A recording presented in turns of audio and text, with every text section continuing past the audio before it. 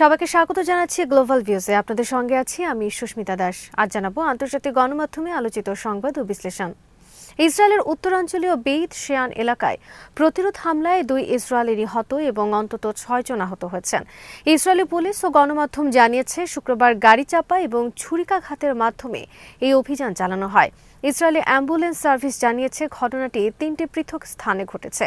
হামলায় একজন নারী ছুরিকাঘাতে প্রাণ হারান এবং অন্য একজন ব্যক্তি গাড়ি চাপায় নিহত হন। এছাড়া আরও 6 জন বিভিন্ন মাত্রায় আঘাতপ্রাপ্ত হয়েছেন।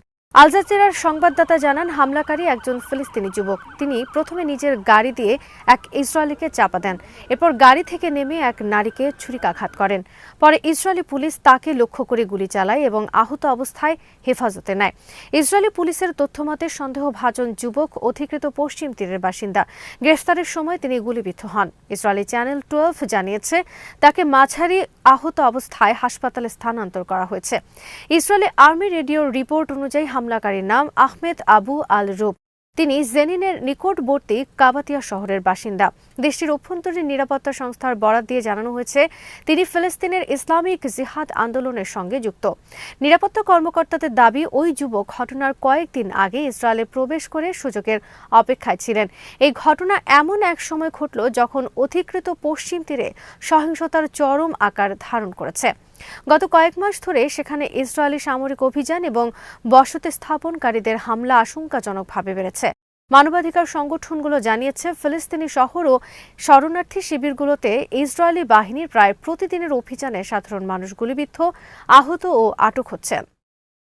ইরান ও ইসরায়েলের মধ্যে নতুন কোনো সামরিক সংঘাত শুরু হলে তা ইসরায়েলের অভ্যন্তরীণ নিরাপত্তার জন্য চরম বিপজ্জনক এবং নজিরবিহীন পরিণতি ডেকে আনতে পারে বলে সতর্ক করেছেন প্রখ্যাত ইসরায়েলি সামরিক কৌশলবিদ ও সাবেক জেনারেল আইজ্যাক ব্রিক। হারেটসের এক প্রতিবেদনে আইজ্যাক ব্রিকের এই আশঙ্কার কথা উঠে এসেছে। তিনি মনে করেন, ইরানের ক্রমবর্ধমান ক্ষেপণাস্ত্র সক্ষমতা এবং ইসরায়েলের প্রতিরক্ষা ব্যবস্থার সীমাবদ্ধতা তেল আবিবকে এক ভয়াবহ ঝুঁকির মুখে ঠেলে দিয়েছে। আইজ্যাক ব্রিক জোর দিয়ে বলেছেন, ইরানের ভেতরে সরাসরি হামলা চালিয়ে ইসরায়েল একটি বড় ধরনের ঝুঁকি গ্রহণ করেছে। তিনি উল্লেখ করেন, ইরান এরই মধ্যে ইসরায়েলের সামরিক ঘাঁটি ও কৌশলগত লক্ষ্যবস্তুগুলোতে শত শত ব্যালিস্টিক ক্ষেপণাস্ত্র নিক্ষেপ করে তাদের সক্ষমতা জানান দিয়েছে। ব্রিক সতর্ক করে বলেন, ক্রমাগত যুদ্ধের কারণে ইসরায়েল ও যুক্তরাষ্ট্রের ক্ষেপণাস্ত্র প্রতিরক্ষা ব্যবস্থা বা ইন্টারসেপ্টরের মজুত উল্লেখযোগ্যভাবে কমে গেছে। তিনি জানান, মার্কিন সরকার তেল আবিবকে পরিষ্কার করে জানিয়েছে ভবিষ্যতের কোনো দীর্ঘমেয়াদী সংঘর্ষে তারা আগের মতো বিপুল পরিমাণ প্রতিরোধী ক্ষেপণাস্ত্র সরবরাহ করতে পারবে না। এটি ইসরায়েলের অভ্যন্তরীণ নিরাপত্তা ব্যবস্থার ভঙ্গুরতাকে আরও স্পষ্ট করে তুলেছে। সাবেক এই জেনারেলের মতে, ইসরায়েলের পক্ষ থেকে নতুন কোনো হামলার চেষ্টা করা হলে ইরান এবার আর শুধু সামরিক স্থাপনায় সীমাবদ্ধ থাকবে না। পাল্টা জবাবে ইরান এবার সরাসরি জনবসতিপূর্ণ এলাকা, বিশেষ করে পুরো তেল আবিব মহানগর এবং তার আশেপাশের অঞ্চলকে লক্ষ্যবস্তুতে পরিণত করবে। আইজ্যাক ব্রিক ব্যাখ্যা করেন, বৃহত্তর তেল আবিবে হামলা হলে ইসরায়েল অপূরণীয় ক্ষতির সম্মুখীন হবেন, কারণ ইসরায়েলের মোট জনসংখ্যার প্রায় 70% এই অঞ্চলে বাস করে। দেশের অর্থনৈতিক কেন্দ্রগুলোর প্রায় 80%ই এখানে অবস্থিত। ইয়েমেনের আনসার আল্লাহ আন্দোলনের নেতা আব্দুল মালিক আল হুথি এক টেলিভিশন ভাষণে হুঁশিয়ারি দিয়েছেন, ইসরায়েলি এবং তাদের সহযোগী যুক্তরাষ্ট্র মধ্যপ্রাচ্যে নতুন করে সংঘাত ও উত্তেজনা বাড়ানোর প্রস্তুতি নিচ্ছে। শুক্রবারের এই ভাষণে তিনি মুসলিম উম্মাহকে সতর্ক ও সজাগ থাকার আহ্বান জানান। আল হুথি বলেন, ইসরায়েলিদের সঙ্গে আসন্ন সংঘাত নিশ্চিত, এই বিষয়ে কোনো সন্দেহ নেই। জাতিকে অবশ্যই সর্বোচ্চ সতর্ক অবস্থায় থাকতে হবে। তিনি বলেন, শত্রুরা মুসলিম দেশগুলোর মধ্যে গড়ে ওঠা প্রতিরোধের শক্তিকে ভয় পায় এবং তা নির্মূল করার চেষ্টা করছে। অবশ্যম্ভাবী যুদ্ধের জন্য নিজেদের প্রস্তুতি এবং অস্ত্র ত্যাগের আহ্বান উড়িয়ে দিয়ে আল হুথি বলেন, নিরস্ত্রীকরণের আলাপ মূলত মুসলিমদের শক্তি কেড়ে নেওয়ার ষড়যন্ত্র, যাতে তারা ইসরায়েলি ও মার্কিন অত্যাচার এবং আগ্রাসনের মোকাবেলা করতে না পারে। ভেনিজুয়েলা প্রসঙ্গে যুক্তরাষ্ট্র ও পশ্চিমের সমালোচনা করে তিনি বলেন, আমেরিকা বর্তমানে ভেনিজুয়েলার উৎপাদিত তেলের 1/3 লুট করছে এবং দেশটির বিশাল তেল খনির ওপর পূর্ণ নিয়ন্ত্রণ নিতে চাইছে। মাদক বিরোধী লড়াইয়ের নামে আমেরিকা আসলে ভেনিজুয়েলার উপর আধিপত্য বিস্তারের অজুহাত খুঁজছে। এটি স্পষ্ট জলদস্যুতা এবং অন্যের সম্পদ লুণ্ঠনের নির্লজ্জ প্রচেষ্টা।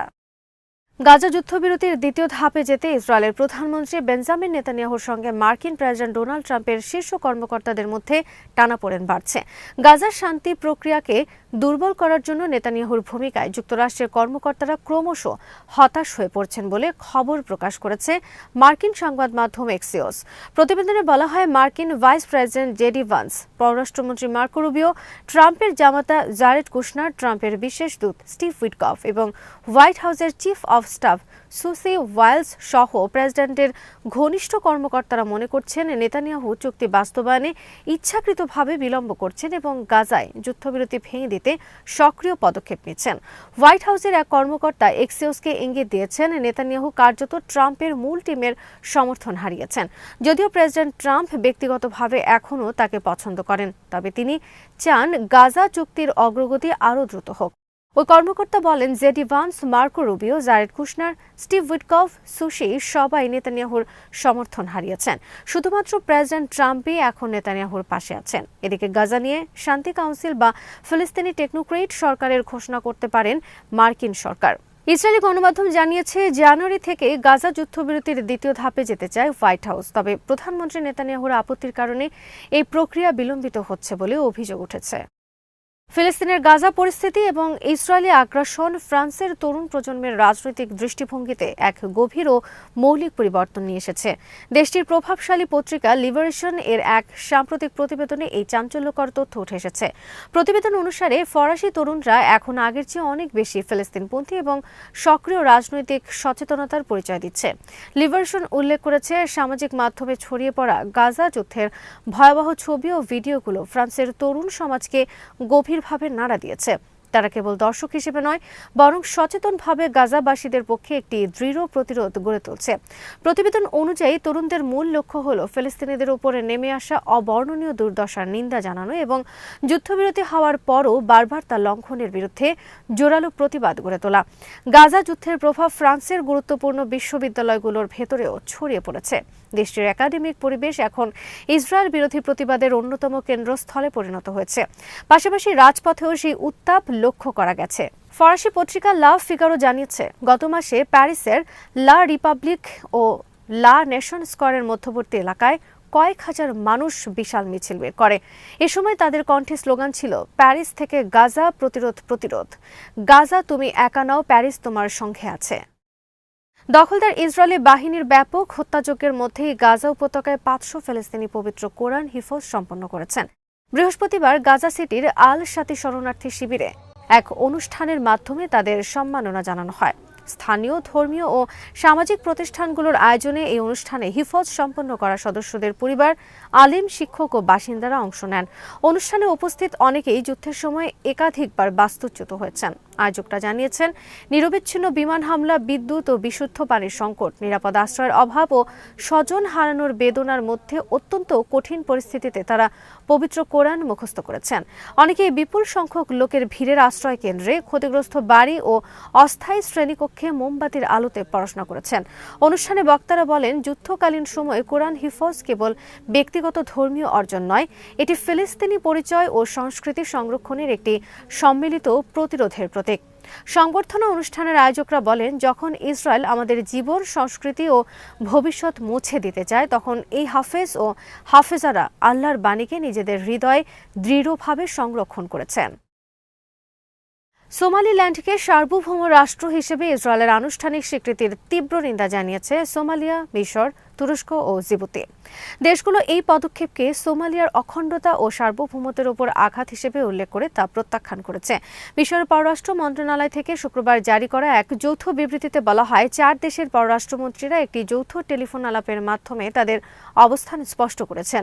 মন্ত্রীরা সোমালিল্যান্ড অঞ্চলকে ইসরায়েলের স্বীকৃতির কঠোর নিন্দা জানিয়েছেন এবং এটি সম্পূর্ণভাবে প্রত্যাখ্যান করেছেন। পররাষ্ট্রমন্ত্রীরা সোমালিয়ার ঐক্য, সার্বভৌমত্ব ও আঞ্চলিক অখণ্ডতার প্রতি তাদের পূর্ণ সমর্থনের কথা পুনর্ব্যক্ত করেন।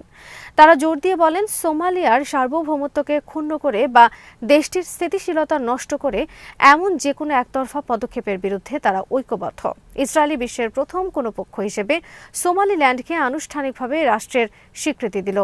ইসরায়েলি প্রধানমন্ত্রী বেঞ্জামিন নেতানিয়াহু, পররাষ্ট্রমন্ত্রী গিডন সার এবং সোমালিল্যান্ডের প্রেসিডেন্ট আবদি রহমান মোহাম্মদ আবদুল্লার মধ্যে একটি যৌথ ঘোষণা স্বাক্ষরিত হওয়ার পর এই স্বীকৃতি আসে। ইসরায়েলি প্রধানমন্ত্রীর কার্যালয় জানিয়েছে এই পদক্ষেপটি মূলত আব্রাহাম অ্যাকর্ডসের ধারাবাহিকতা। সোমালিয়া সরকার শুরু থেকেই সোমালিল্যান্ডকে তার অবিচ্ছেদ্য অংশ বলে দৃঢ়ভাবে জানিয়ে আসছে। মোগাদিশুর ফেডারেল সরকার এক আনুষ্ঠানিক বিবৃতিতে জানিয়েছে, সোমালিল্যান্ডকে স্বাধীন রাষ্ট্র হিসেবে স্বীকৃতির যে কোনো চেষ্টা আন্তর্জাতিক আইনের লঙ্ঘন এবং সোমালিয়ার জাতীয় ঐক্যের জন্য চরম হুমকি। সোমালিয়া কোনো সমান্তরাল সত্তা বা বিভাজনকে মেনে নেবে না বলে সাফ জানিয়ে দিয়েছে। প্রতিবেদনে বলা হয়েছে, এই চুক্তি এগিয়ে নিতে ইসরায়েলি গোয়েন্দা সংস্থা মোসাদ এবং এর প্রধান ডেভিড বার্নিয়া গুরুত্বপূর্ণ ভূমিকা পালন করেছেন। স্বীকৃতির পর এখন ইসরায়েল সোমালিল্যান্ডের সঙ্গে কৃষি, স্বাস্থ্য, প্রযুক্তি ও অর্থনৈতিক উন্নয়নের মতো ক্ষেত্রগুলোতে দ্রুত সম্পর্ক সম্প্রসারণের পরিকল্পনা করছে। আজ এখানেই শেষ করছি। সবাই ভালো থাকুন, সুস্থ থাকুন আর দেখতে থাকুন বিডি ভিউজ। চ্যানেলটি ভালো লাগলে সাবস্ক্রাইব করুন। সংযুক্ত থাকুন আমাদের ফেসবুক পেজে।